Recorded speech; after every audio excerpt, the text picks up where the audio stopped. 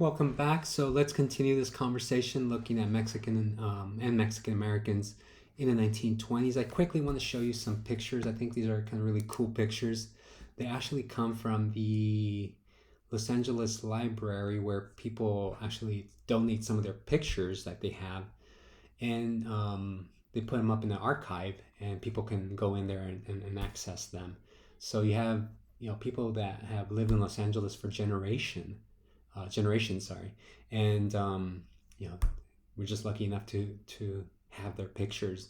So a lot of times when we think of Mexicans, again, we tend to think of them as recent arrivals from maybe even the 1960s forward, and it's been quite the opposite, right? We have a very, very long history. Not only was this once part of Mexico, and people were already here, but also we've been here over 120 years at the very least, when you have this large migration wave that we called the immigrant generation. So just to show you, these come from, I think, Maravilla district, which is by the East Los Angeles district. You see Mexican Americans obviously working. Here they're at a barber shop, right? Down here, I kind of really like this picture because you have these different baseball leagues. These are community leagues, and you see Mexican Americans playing baseball, which there you see that kind of a not assimilation, but acculturation process, right? Where mostly Mexicans love soccer, but here you see them take an American sport and make it their own. I know today baseball's all Latino for the most part, but back then this would have been a bit of a novelty. These people playing baseball. I think up in the 1930s they were playing baseball even in the border region between the United States and Mexico. Here you see another one, and again, here I put the years just because I think it's kind of fascinating to look at some of these pictures during this era. And you see Mexican Americans at the beach. They kind of parked at the beach too, but you see particularly the women who are wearing these swimsuits, right? Which it's a little bit risque, just because it's the 1920s, and you have these kind of challenges with the traditional culture and this much more Americanized culture, and sometimes families are kind of up in arms that these women are wearing or showing too much skin. And again, 1928, right in the middle of what that article talks about by Vicky Ruiz, the flapper and the chaperone, right?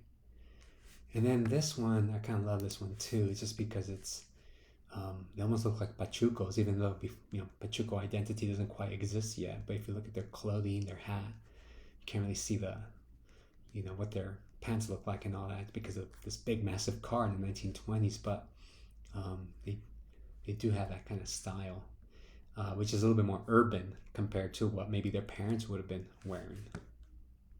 All right, so let's talk about this generation. So you read a chapter, hopefully from George Sanchez's book, Becoming Mexican American, that talks about this transitional era of Mexican Americans acculturating to their environment.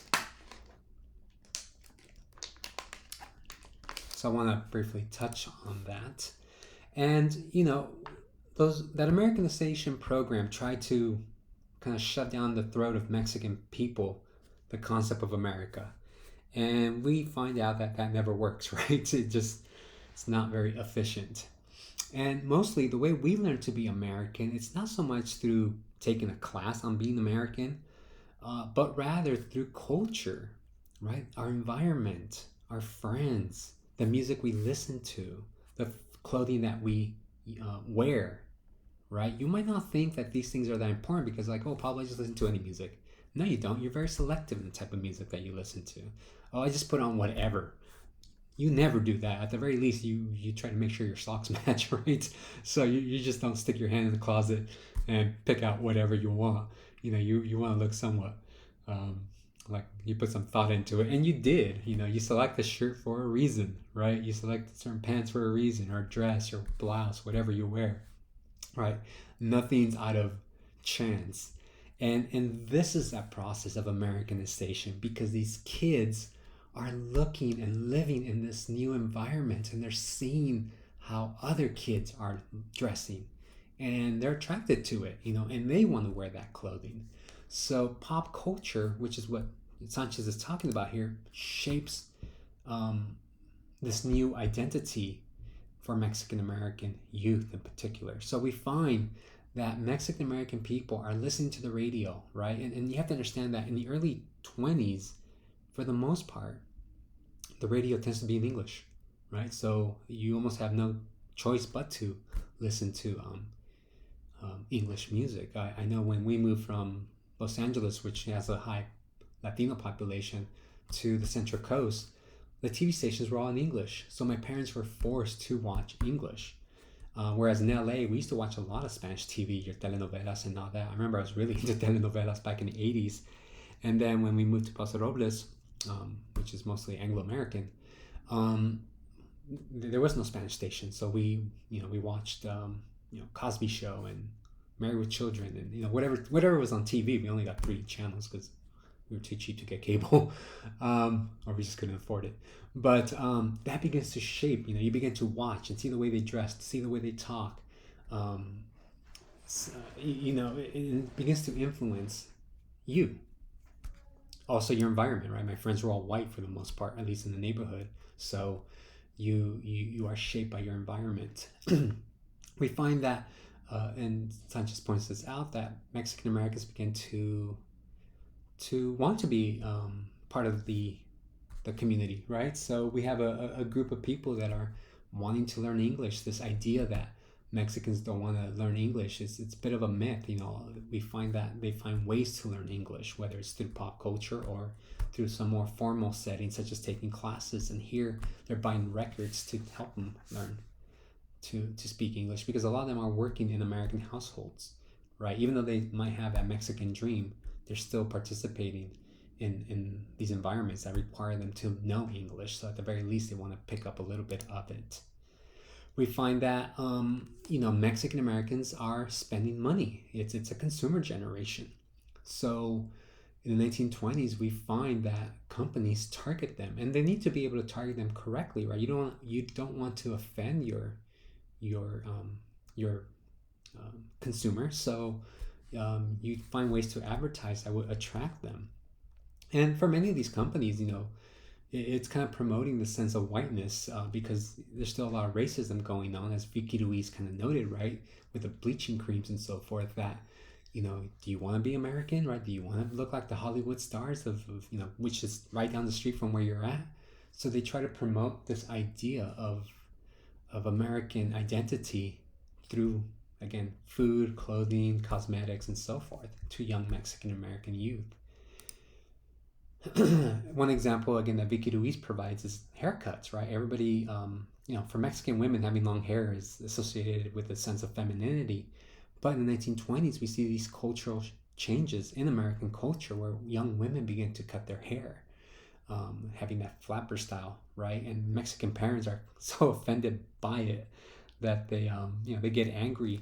And there you see, again, some of the conflicts between the Mexican traditional culture versus this new youth that is becoming a little bit more Americanized. And I remember when I back in the late 80s, early 90s, kind of just getting certain haircuts, my father would just say, no, you can't do that because you're gonna look like this, you're gonna look like that, and it's like, I want you to look this way, so if I'm paying for it, you're gonna cut your hair this way.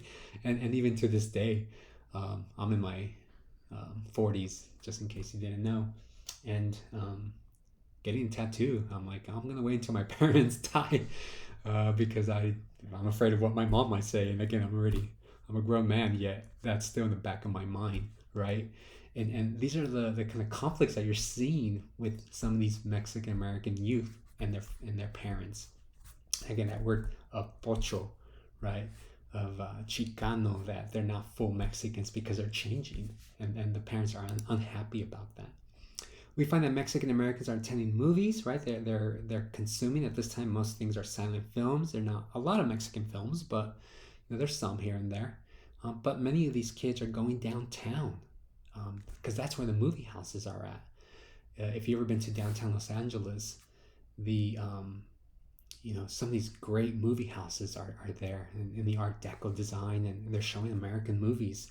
and we see Mexican families, taking a trip down there, which is a bit of an adventure. I mean, I remember, again, it's back in the 80s, going to downtown on Broadway Street to go watch E.T. and Conan the Barbarian, and it's such a special day. Like, oh my God, we're going to the movies, and you get all dressed up to go to go watch a film. And I know for us today, might not be a big deal, particularly because we can just watch movies at home. But back then, oh my God, it was like oh, you gotta look good. And I was a little kid. I must have been like, I don't know, less than 10 years old. So, Mexicans are spending money. They're going downtown, and they're being influenced by their environment. They're not the. It's not just Mexicans watching these films. It's Americans and Italian Americans and Russian Americans and African Americans in some places, because you still have segregation. But nevertheless, it's kind of shaping you. Here's a picture where you see a teacher, right, directing an orchestra. Mexicans learning different instruments, Mexican Americans. But the kind of significance of this image is really this big thing right here, right? We see that Mexican Americans begin to buy homes. And if you know anything kind of associated with the American dream, once you buy a house, it changes everything. If you rent, you don't really care about the community because it's not your community, right? You're just there temporarily. Many of these people have that Mexican dream of leaving anyway. When you buy a house, though, everything changes. It makes it harder, particularly back then, to just pick up and leave. So it's just, again, you have to sometimes kind of read through these pictures to see the symbolism behind them. We find that dance halls, right, are catering to Mexican Americans, right? They have certain nights that are associated with these groups to play their music that they enjoy. And we see things like name changes. Here's another great picture. It's 1914, two boxers, Freddie Welch, right here, against Joe Rivers. Now, the significance about this is not so much him personally, but what happens to his name, right? As this generation comes of age during this period, and there's still racism going on, right? There's still the sense that being Mexican is something shameful. These Mexican American youth do take on certain elements of that Americanization process. And one great example where we see it is their name. So somebody like Pablo, right? My parents might be very proud. I'm actually named after my father. But there's a sense of embarrassment at certain times that we change our name from Pablo to Paul, and that actually happened to me. Again, in Los Angeles, everybody's Mexican, so everybody can say Pablo. When I moved to the Central Coast, all my friends were white, and they used to call me Paul. And even to this day, my sisters call me Paul. My parents still call me Pablo, and obviously at school and at work, I go by Pablo. But there is a sense that to make their life easier, I have to kind of cater to their needs, right, rather than the other way around. So his name is actually Jose Rios, right? Joe Rivers. But it kind of shows that kind of assimilation. So it's a very complicated process, right? It's a very much so a negotiation process where it's a give and take. Certain times where it's beneficial, sometimes it feels like you're selling out. And that's what this generation is kind of struggling with. Are you Americanizing yourself on purpose, or are you, again, this notion of you don't want to be like your parents because you're ashamed of your parents? And it's a back and forth, right? And maybe some of you can relate to that experience. I might have a question that relates to that to see how you all feel. Things have changed. I mean, back then it was much harder. Even when I was growing up, particularly in depends where you grow up. In LA, it wasn't a big deal. In other parts, it was. But we have Mexican American people that don't know Spanish. I think my wife was working part-time for some job, and her coworkers who were Mexican American, but they were like second, third generation, didn't know a word of Spanish, and then some Mexicans would come up to them and say, "Do you speak Spanish?" And they say no, and then they would make fun of them because they don't know Spanish. And here you have these Mexican Americans that don't know their own language. At least that's the way these Mexican people presented it. So again, you're like you're damned if you do, you're damned if you don't type of situation. And that's what this generation is kind of going through. And that's why I kind of say, I think you all can kind of relate to this process. We find that Mexican Americans are actually going through the naturalization process. Many of them by the 1920s do want to be American citizens. It's actually quite easy during this time. It's not as complicated. You do have to pay, you do have to take a few courses, show proof of, like, you get some diploma, and sas, you're a U.S. citizen. Mexican Americans are working. I love this picture because a lot of times we have this perception that the Mexican wife is at home. This couldn't be further from the truth, right? For Mexican Americans, because Mexican women have always had to work due to economic situations. You know, if it was a nuclear family, father and mom and dad type of situation, a lot of times they didn't pay a salary for the father to sustain the entire family. So everybody had to contribute, the mom and the kids. I'm not sure if you all can relate to that, but I've been working since the age of 10. I've always had to work. My parents hated that I woke up, if I ever woke up late, and I don't think I ever did except once. They would wake you up by 6 in the morning, even if you didn't have to work, right? It was just part of their mentality that everybody contributes to the household. And this is what's happening in the 1920s. Right, so here you have Mexican workers, and we find, and this is the interesting thing that we find happening in the 1920s, is that the majority of workers are doing blue-collar jobs, such as kind of what we would call dirty jobs, working in the fields, working in factories, right? Kind of hard laborious jobs. But particularly for that first U.S.-born generation, that Mexican-American generation, they began to enter what was considered back then white-collar jobs, 20%, right? So if you're Mexican-American and you're working at Macy's, so whereas your parents might work maybe in the barrio or in some factory within the Los Angeles area, you would actually work in downtown, right? And downtown back in the day was very, cosmopolitan. And, you will work at these department stores as some kind of clerk or whatever it was, at the register. And, it's not like these jobs. You're not going to come home dirty, right? Kind of dirty in the sense of, messy, as exhausted as some of these jobs were. You're going to come home a little bit, obviously clean, because you're not doing, you're not picking anything or anything like that. And probably better, a little bit better, at least not as exhausted. So this is, to many of them, a step up, right? Which was considered back then white-collar jobs. Working at Sears, my God, you could buy a house at one time just working at Sears. You can't do that anymore,